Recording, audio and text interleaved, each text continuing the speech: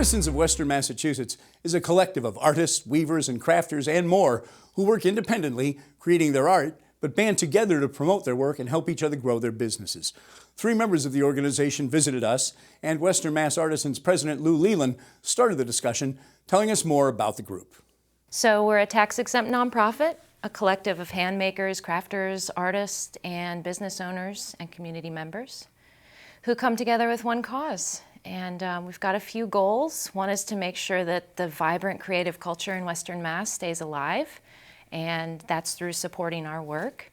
And the other is focusing on the local creative economy and what that means and how do we boost that up. As artists, as creators, what's the advantage to you to have an organization like Artisans, to be part of it, to have it kind of working for you? We find that we get so much strength together as a group.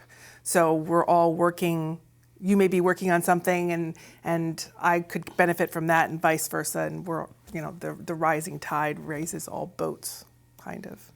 I would say very similar, that you don't want to reinvent the wheel, and if you can avoid it, you don't want to make a mistake. In fact, in the parking lot, I asked Lou, isn't it time to submit in for paying the DOR, the mass sales tax?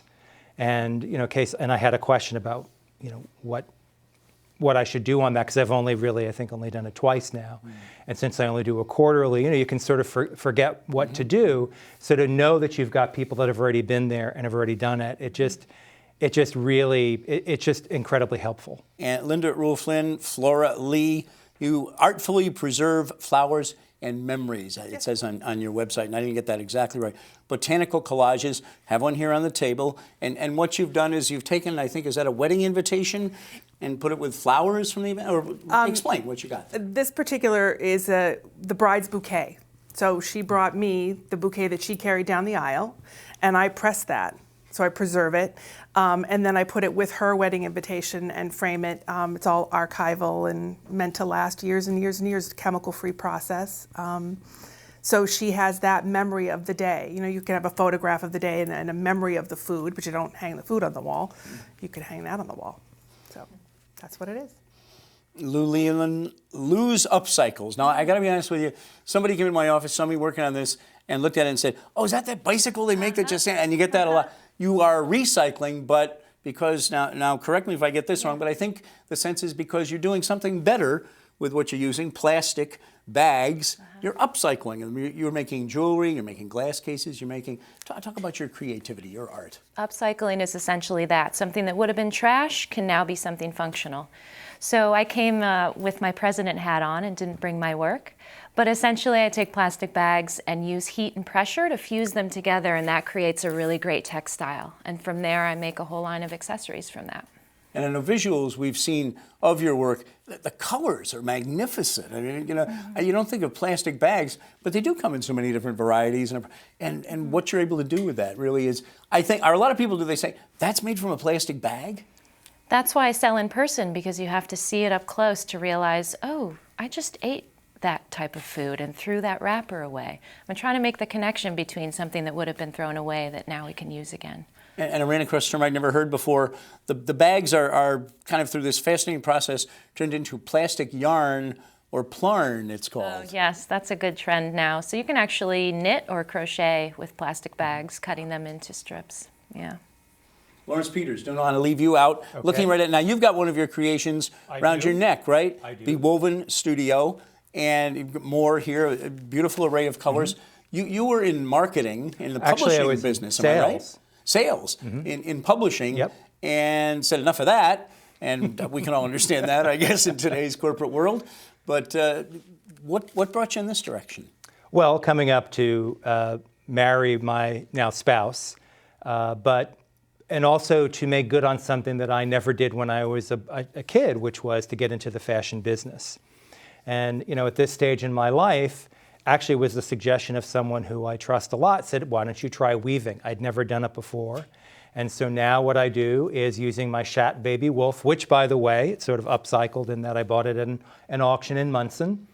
I make textiles for personal accessorizing. And right in front of you, I've got some of my table runners. It seems to me, I have a sense that this approach to creating locally, buying and selling locally, appeals to consumers, and it's something that's only going to grow and grow. And I have a feeling that a group like Artisans is only going to grow and grow. Well, CISA did a great thing for the food movement in getting us to shop at farmers markets and shop from the farmer down the street for our vegetables, and we're hoping to do the same thing. It took them over 10 years to really get people to bite onto the message, but I think we're already starting to change the movement. You know, why go to a big box store or a mall to get a gift when there's so much talent? Your neighbor could be making something extraordinary and you might not know. So connecting the public to the art is a main component, and educating about that. We've got a lot of various things we do to connect people. A lot of our artists teach and run workshops so people can come learn right from the artist. And we run demonstration days where we get a whole lot of artists in one venue. Everybody sets up like studio on wheels, and people can come and see all of us work and see what we do. We also run craft fairs too, so that when you come shop from us, you know everything's really high quality, locally made. We all try to source our stuff locally, so there's a full mission involved. There's also a lot of retailers in the area that are offering more and more product that's made from local artisans. And that's I just love it when I walk into a store and I see that. And I think even at times you can even find something in a Whole Foods. But to that point, I was just thinking, gee, why not knock on Target's door? One of the things I know that retailers were doing for a while were like these little boutiques, in particular in New York, like in Bloomingdale's.